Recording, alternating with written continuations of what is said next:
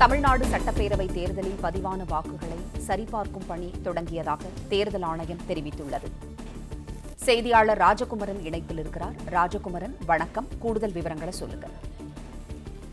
தமிழகத்தில் நேற்று ஒரே கட்டமாக நடைபெற்ற சட்டப்பேரவை தேர்தல் வாக்குப்பதிவிலே 85 விழுக்காட்டுக்கும் கூடுதலான வாக்குகள் பதிவாகி இருக்கின்றன.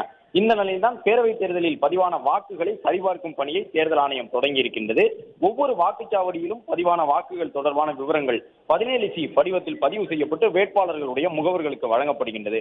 அந்த 17C படிவத்தில் பதிவான விவரங்களும் அந்த பூத்திலே மொத்தமாக பதிவான வாக்குகள் தொடர்பான விவரங்களையும் ஒப்பிட்டு சரிபார்த்துக் கொள்ளக்கூடிய விதமாக தேர்தல் ஆணையம் இந்த படிவங்களை முகவர்களுக்கு வழங்க தொடங்கி இருக்கின்றது.